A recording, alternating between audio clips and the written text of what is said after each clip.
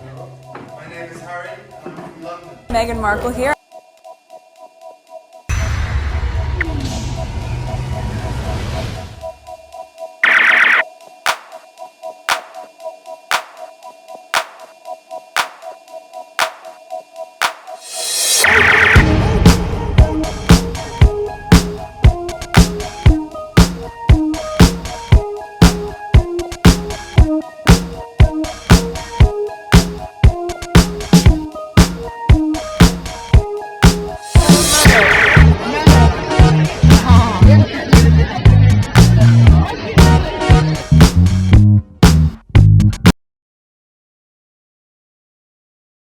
Oh my god, this is 2 minutes.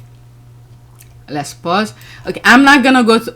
Oh, I love her. If I was on TikTok, I would have followed her. I'll listen to her, but I'm not gonna click on this because it's gonna show more. Okay, let's see here. The British press and royalists talk about Meghan 24/7. She is living her best life, busy working for herself and humanity. Yet these toxic, racist, evil, bitter white trolls think they have the right to tell Meghan to live her life to please them when they are making money off of her. Let's listen to this. 2 minutes. Meghan's latest business ventures went public this week. First, it was the launch of As Ever, with all of her products selling out within an hour. And then there was the first episode of her new podcast, Confessions of a Female Founder, featuring her close friend and founder of Bumble, Whitney Wolfe Herd. Well, we've all listened to it. Asia, as a royal podcaster extraordinaire, tell me, what did you make of it? Do you know, I really liked it. What I will say is, this was pitched as a business podcast. It's Confessions of a Female Founder. But I actually think it's more about everything else that goes on, particularly in a woman's life, right? Around entrepreneurship, business, building your brand, whatever that may be. And I thought there was some really, really nice bits in there. You know, talking about motherhood, talking about the different challenges that you face. I mean, yeah, it's definitely very American, right? And so if you don't necessarily like that kind of very sweet, almost a bit saccharine style of American podcasting, Don't tune in. then it's not for you. Yeah. But I really liked it. I really liked hearing from both of them. You know, Whitney especially talking about when she left Tinder and started Bumble and the reasons why she started Bumble and, you know, the scrutiny that she faced when she was a victim of sexual harassment. She thought maybe that it would be a story that would just exist within tech bubbles, that if she was on the front page of newspapers, she didn't really expect that. And that led to a conversation about bullying in the press and social media. There were just lots of nice little bits in there, and people have streamed it. I mean, in business podcasts for, like, you know, your streaming services, your Spotify, your Apple, whatever, it's doing really well. It is doing well. And, you know, when you look back at the figures for the very first podcast series that she did, Archetypes, which of course didn't get commissioned for a second series, that still got millions of hits and downloads. So, you know, The last thing I have to say about this TikTok video, well, they're listening to her, okay? They're listening to her. All right. So this young lady, I really like her input on a lot of things. And, oh my God, there's more. There's more. I didn't expect this to be long. Alright, let's see here. Good King Harry really loves and protects his wife, yet the toxic, racist, evil, bitter British press and royalists always said that Harry is not happy with Meghan because they don't understand how focused he is on her security. Okay, I think I mentioned, I shared this before, but for the sake of this video, let me let it play. So, it's something that I always notice when Harry and Meghan step out together, and I'm going to tell you what that is. Harry, a lot of times, is in the rear of Meghan, and a lot of people think it's because, oh, she's pushing her way forward, she's a narcissist, I've seen this before. When we go to events like this, and I won't tell you who my clientele has been over the years, their security guard that's behind them is scarier than the one that's in front of them, and I'm going to tell you why. The person who is behind the subject is the most important person because a lot of time attacks come from behind the person. Now, I don't want this to be triggering to anyone. I want you to look at this and go, this is fantastic, because it is. Everything about his body language screams, do not try me, do not try my wife, and FAFO if you want to. He's always stoic in the face. His body is always upright. and he always is looking from side to side, kind of peripheral, to make sure that no threats are coming from any side of him protecting his wife. I don't think they teach this in military school. I want to say they teach you this when you become a husband who notices threats against your wife on platforms like this, and you have to wonder, well, if I can't get the security I want, I will be her security. I will put myself in behind her, and I will take the threat or anything that comes her way. Meghan is a very lucky woman. She has a man who gives a damn about her, and I don't think that can be mentioned enough. And I'm not just talking about in the royal family, I'm talking about everywhere. I know men who will use their wives as shields. It's bad. But he is doing exactly what you do as a husband when you have a wife who has a lot of security threats stacked against her. You get behind her, you get the threat to you first before she gets it. It gives her time to bolt and run if she has to, and trust me, they are in sync with each other. They're in rhythm, they're in step, and we love to see it. Talk to you guys later. Bye. Alright, so this I had shared it before. Alright, let's listen to this. I'm not gonna click on this so I don't see any. Oh my god, the squad. Okay, so that's GIF. So let's see this one here. Meghan Sussex found peace and toxic, racist, evil, bitter white trolls don't like it. Meghan lead, they talk and follow. Alright, so let's see here. 3 minutes. You know what I learned listening to Meghan Sussex this week? You know, she was giving an interview. She was on stage talking about how she has created a bubble around herself. Okay, so he's making reference to the time 100, I think. So that she gets pop cultural information later. Like she doesn't have a need to know right now. And that she's okay being late to the vote. Like that's the phrase she used. And she's not talking about global, upheavals and things. Just the things that, we, on these apps, we traffic in and all the pop cultural stuff. And she said that she's okay with preserving her peace and finding those little things that spark joy, that bring her happiness, her little edible flower things that she's on right now. She said she's putting on everything right now, and how that makes her happy. And then I learned from Michelle Obama, who talked about years of marriage and years of being a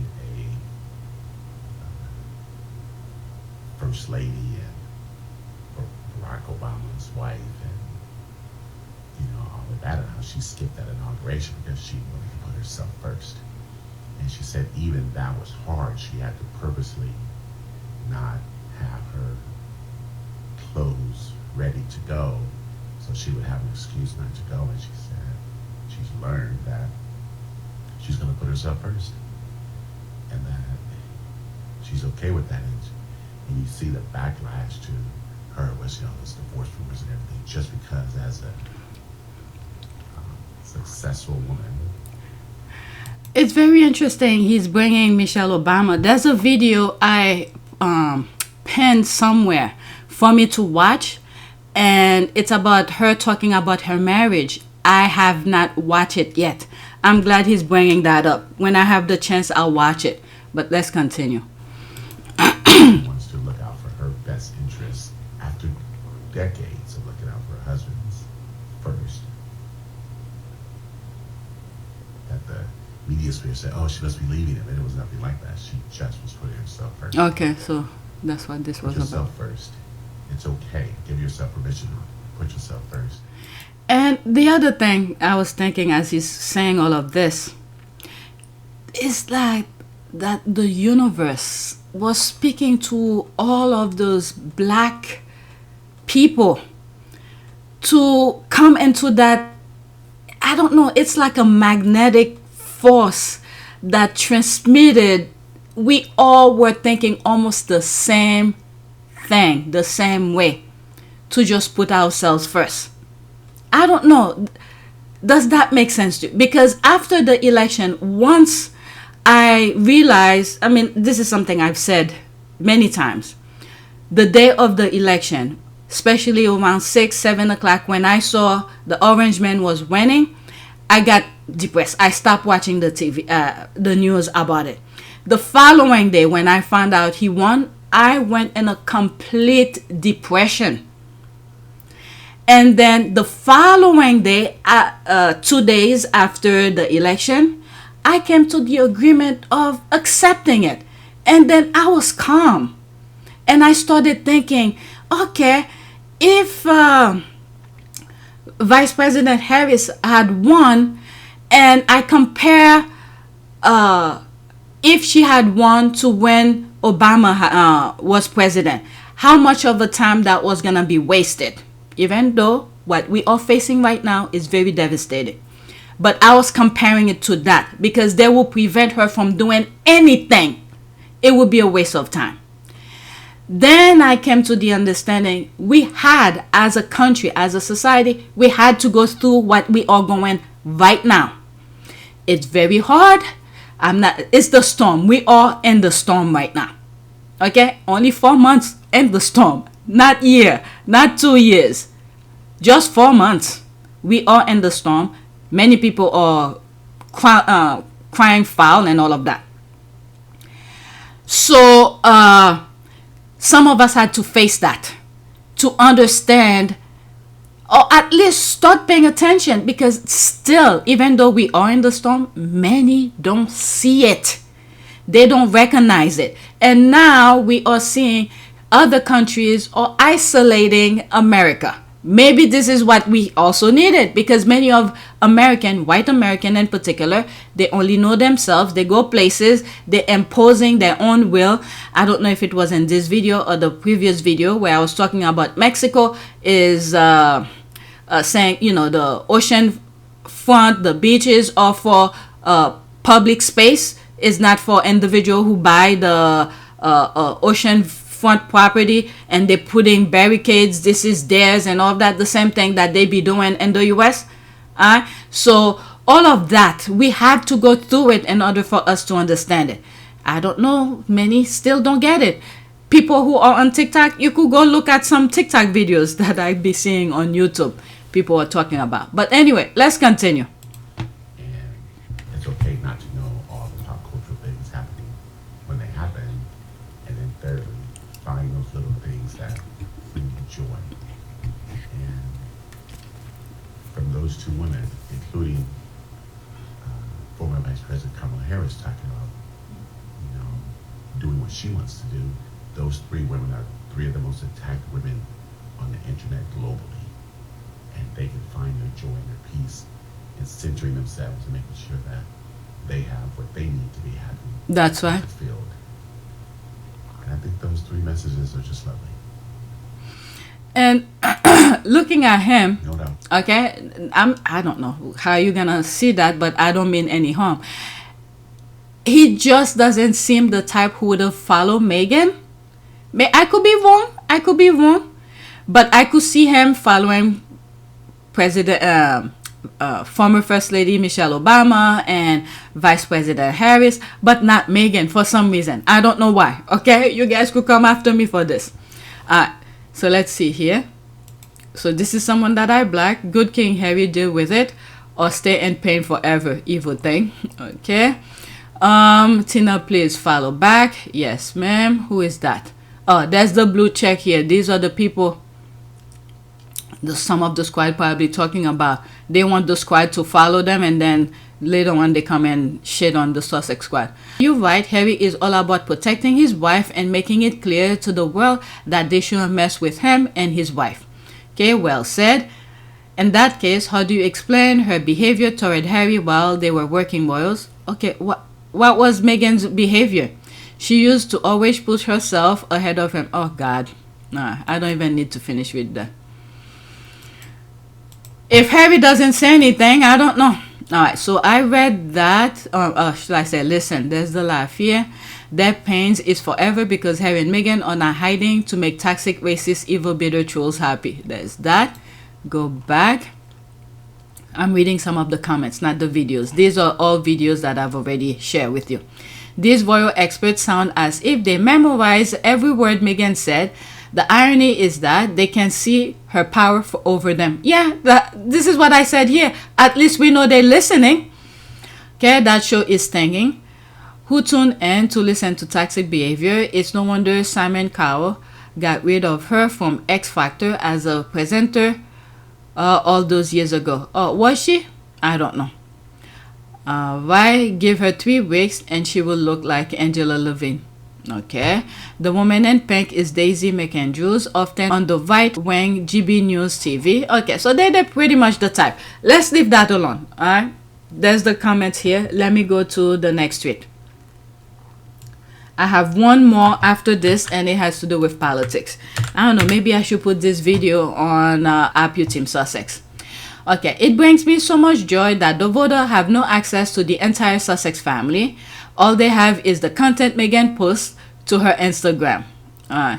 So by now, I did post on my community board on APTS Sussex about Virginia Giuffre. There were a lot of tweets going about Virginia's death and people pointing fingers at the royal family and things like that, but I didn't want to talk about that. Okay, so much for a bonfire of the Quangos. What is that? Everything is rosy for Meghan's little redhead Lilibet. Okay, so what?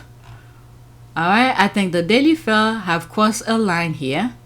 They haven't got permission to use this photo, but no doubt this image will lead people to leave hateful comments about Lilibet. They're monetizing a child with no consent to intimidate, and because the others don't make them money.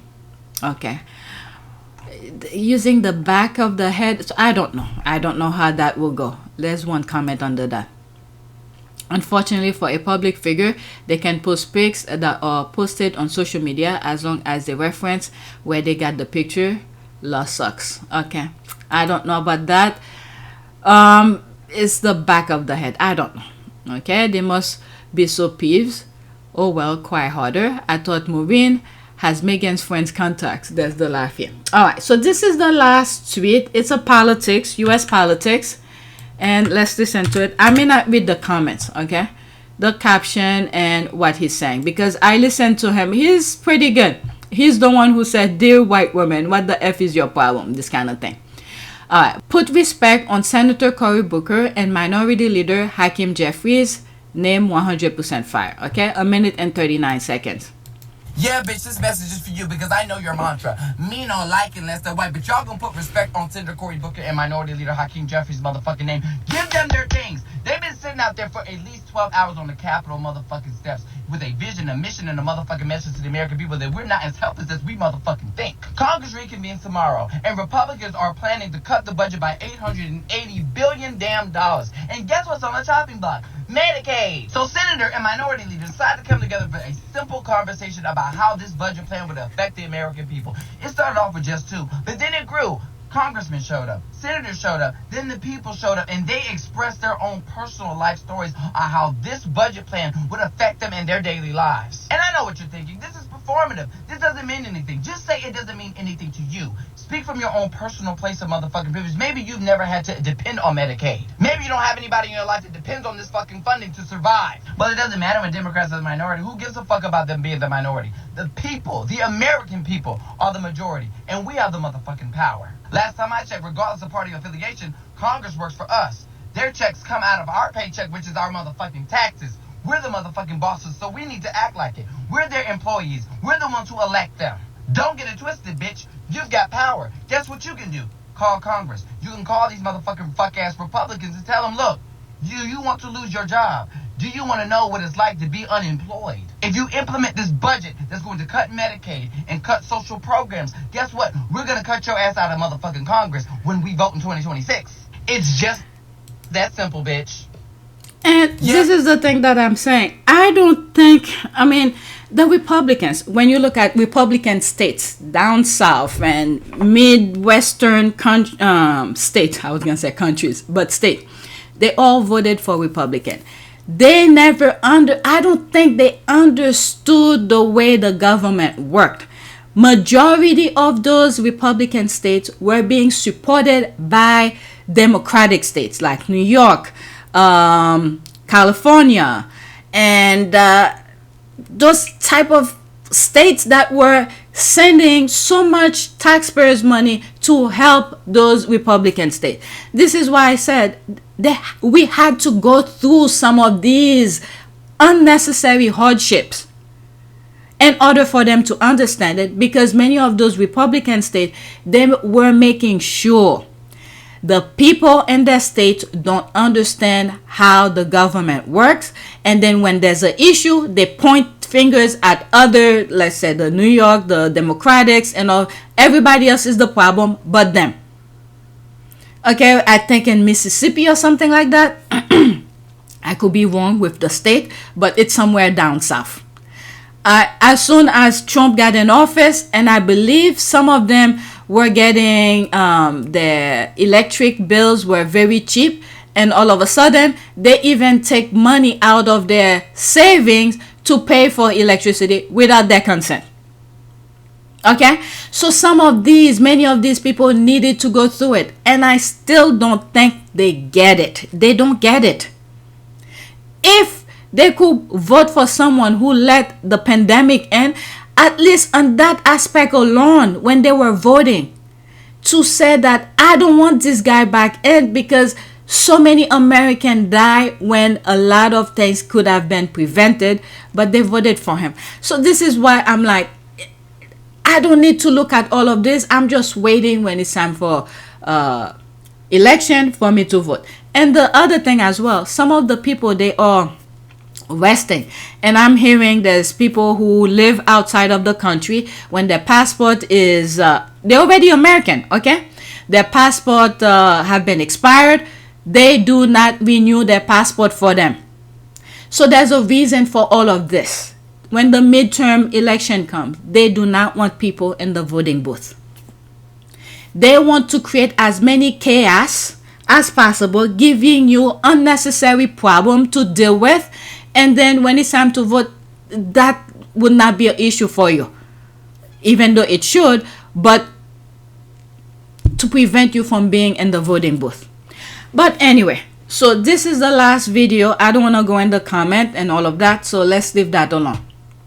We just need to pay attention and vote. Vote, vote, vote.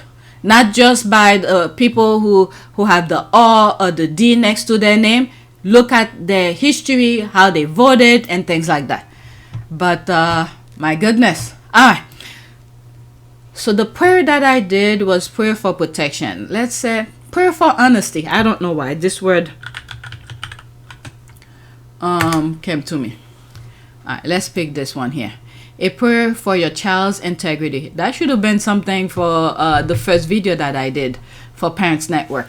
Father, I lift my children to you, asking that you examine their hearts, grow them to love, honesty, and to walk in integrity. See if there is any offensive way in my children and lead them along the path of your everlasting way. Psalm 139, 23 through 24. All right, so that's it. Please take a moment to subscribe, like, and share. If you want to support this channel, there's a PayPal link and the Cash App link in the description. You could donate. Those who have donated, thank you. I might put this video on APTS Team Sussex because there's some politics in it. So let's go to APTS Team Sussex. All right, so that is it. So this was the last video. Oh, it just popped up at 2 a.m. I think it was. Now it's 3:20. All right, so that is it. Thank you for watching. I just wanted to show you the back end of this channel. If you're not subscribed to the other channel, PYTE, please do so. Thank you for watching.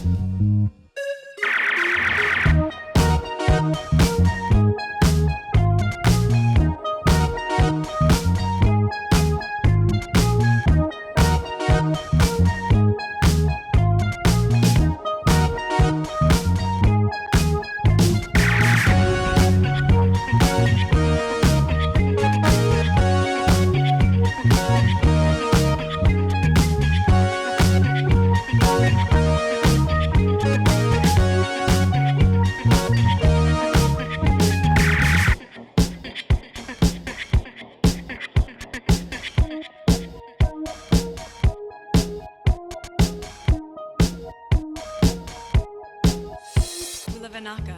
It is a great privilege to be with all of you today.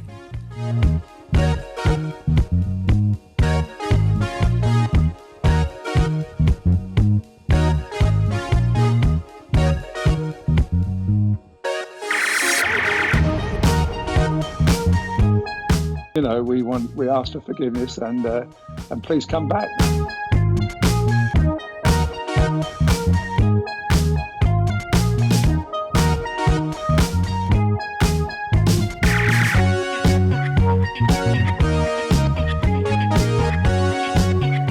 As you saw me find the love and happiness that I'd hoped for all my life.